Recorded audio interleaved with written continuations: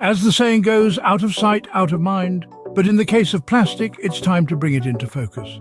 Now, when you think of plastic, what comes to mind?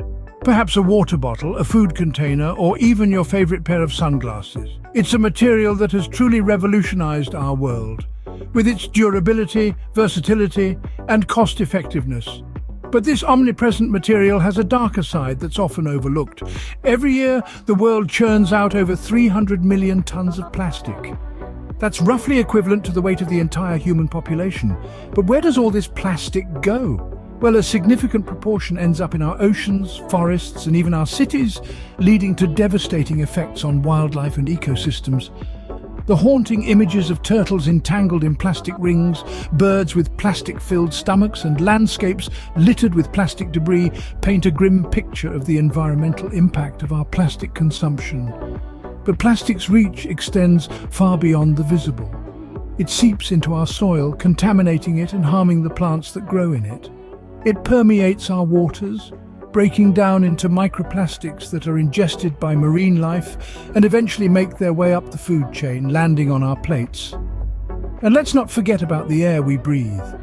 When plastic is improperly disposed of and ends up in open dumps or landfills, it often gets burned, releasing toxic fumes that pollute our air and contribute to climate change. Moreover, the production process of plastic itself is a major source of greenhouse gas emissions, further exacerbating the climate crisis. The extraction of fossil fuels, the raw material for most plastics, also poses severe environmental risks, including oil spills and habitat destruction. So, as you see, plastic's pervasiveness is a matter of concern not only for the health of our planet, but also for our own well-being. And this is just the tip of the iceberg. There's another, less visible but equally insidious aspect of plastic that we need to talk about: its chemical composition and how it affects our bodies. But we'll delve into that in the next segment, and unfortunately it's not just affecting the environment. Now let's talk about BPA, or bisphenol A. This chemical compound might sound foreign to many of us, but it's closer to our everyday lives than we might imagine. It's hiding in plain sight within many of the plastic items we use daily. Bisphenol A is a key ingredient in producing polycarbonate plastics and epoxy resins. Polycarbonate plastics are commonly used in food and drink packaging, including water and infant bottles, compact discs, impact-resistant safety equipment, and medical devices. Epoxy resins, on the other hand, are used to coat the inside of metal products, such as food cans, bottle tops, and water supply pipes. BPA has been used in these materials for over half a century, thanks to its ability to make plastics clear and tough. But while it excels in enhancing the durability of our everyday items, it's not so beneficial when it comes to our health. In recent years, the safety of BPA has come under scrutiny. Although it's generally considered safe in small amounts, there are concerns about the amounts we're exposed to through daily use of plastic products. The problem begins when BPA leaches from the plastic into food or drink. This typically happens when the plastic is heated, such as when we microwave food in a plastic container or leave a plastic water bottle in a hot car. Once ingested, BPA can behave like estrogen in our bodies, which is where the real trouble starts. It's what scientists call an endocrine disruptor, meaning it can interfere with our hormone system. This could potentially lead to a host of health problems, from hormonal imbalances to fertility issues and even certain types of cancer.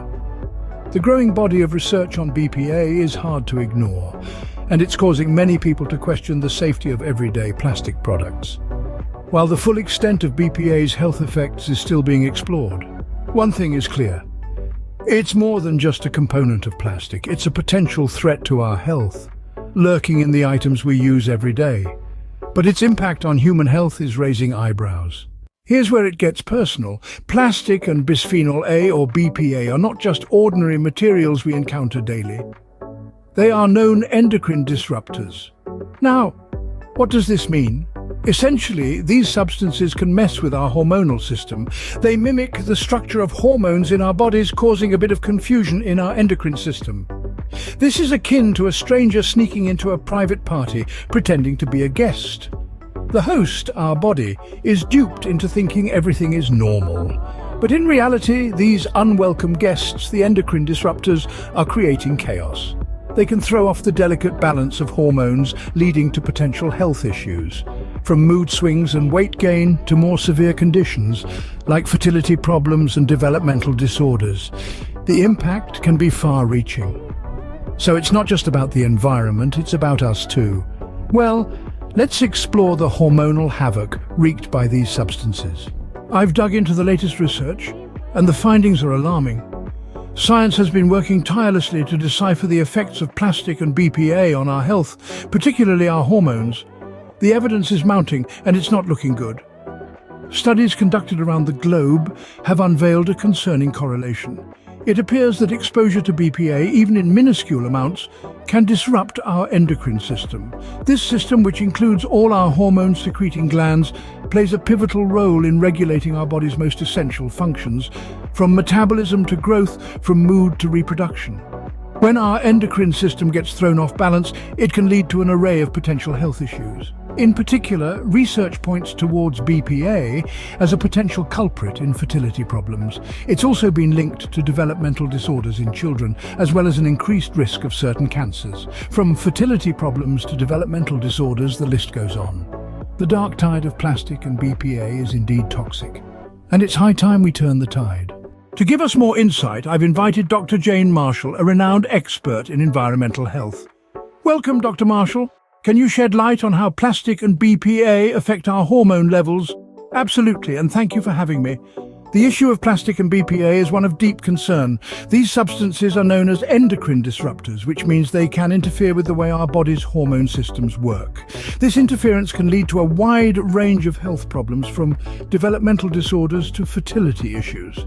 Interesting. Can you explain how exactly these substances interfere with our hormone system? Certainly, plastic and BPA can mimic the structure of hormones in our bodies, essentially tricking our system into thinking they're the real deal.